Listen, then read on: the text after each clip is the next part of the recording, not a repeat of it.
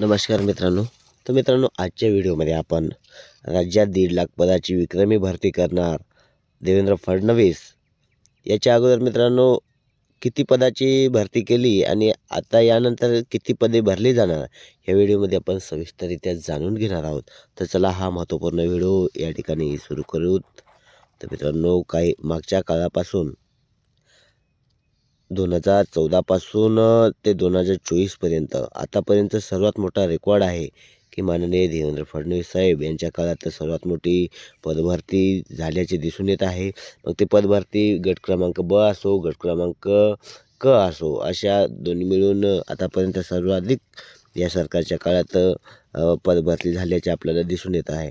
मागच्या काळात गृह विभाग असेल, त्याच्या मागं असेल तर 17,500, त्याच्या मागं असेल 9-10 हजार आणि आता अशा पद्धतीने मिळून 10,000 पुढे अशा मिळून विभागात टोटल 50,000 पदाची भरती आतापर्यंत झाल्याचे दिसून येत आहे. आणि आता तब्बल महिला व बालविकास जे मंत्री आहेत आदिती तटकरे मॅडम यांनी 18,882 पदे त्यांनी महिला व बालविकास विभागामध्ये भरण्याची त्यांनीसुद्धा घोषणा केलेली आहे. त्याच्यामध्ये आपण पाहू शकतो की राज्य सरकारने 2022मध्ये 75,000 रिक्त जागा भरण्याचा निर्णय घेतला होता. मात्र सर्व विभागांनी घेतलेल्या परीक्षाभिमुख नियुक्तीपत्र देण्याचे काम असताना ही संख्या 1,50,000 पोहोचली, अशी माहिती माननीय देवेंद्र फडणवीस यांनी दिली होती. प्रशासनातील पदभरती हा एक विक्रमी असून कुठल्याही राज्यामध्ये इतक्या मोठ्या प्रमाणात नियुक्त्या झालेल्या नाहीत. याचं उदाहरण मला सुद्धा पडतं आहे की मागच्या काळात महाराष्ट्रापेक्षा मला तरी वाटत नाही एवढी पदभरती मोठी झाली असेल. तर राज्यामध्ये इतक्या मोठ्या प्रमाणात नियुक्त्या झालेल्या नाहीत असं सुद्धा देवेंद्र फडणवीस यांनी सांगितले जात आहे. राज्य सरकारमध्ये पदभरती प्रक्रिया पारदर्शी व्हावी यासाठी सरकारने IBPS किंवा TCS या 2 नामांकित संस्थांची नेमणूक केलेली आहे. आता कुठल्याही परीक्षा असो, गट ब असो, क असो, आता यापुढे MPSCसुद्धा असो, TCS आणि IBPSच या 2 कंपन्यांना मित्रांनो लागू केली. राज्य सरकारने IBPS आणि TCS या 2 नामांकित संस्थांची नेमणूक केलेली आहे. आतापर्यंत 60 लाख उमेदवारांना पारदर्शक पद्धतीनं परीक्षा देण्याची संधी उपलब्ध झालेली आहे असं त्यांनी सांगितलेले आहे.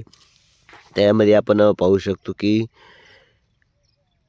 महिला व बालविकास विभागाच्या एकात्मिक बालविकास सेवा योजनेअंतर्गत राज्यात अंगणवाडी सेविकांची 5,639 पदे आणि मदतनीस ची 13,243 अशी एकूण 18,882 पदे भरण्यात येणार असल्याची माहिती विभागाच्या मंत्री आदिती तटकरे यांनी दिलेली आहे. ही भरती प्रक्रिया संपूर्ण पारदर्शक पद्धतीने होणार असून उमेदवारांनी कोणत्याही आमिषाला बळी पडू नये असे आवाहनही त्यांनी केलेले आहे. राज्य सरकारने 75,000 पदाची भरती करणार असून यापैकी 18,000पेक्षा जास्त पदभरती महिला आणि बालविकास विभागात करीत असल्याचे त्या म्हणाल्या.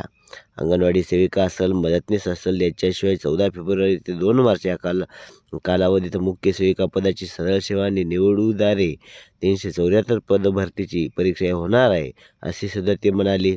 यापैकी 80% म्हणजे 102 पदाची सरळ सेवेने निवडीद्वारे 272 म्हणजे 100% पदे भरण्याची आहेत.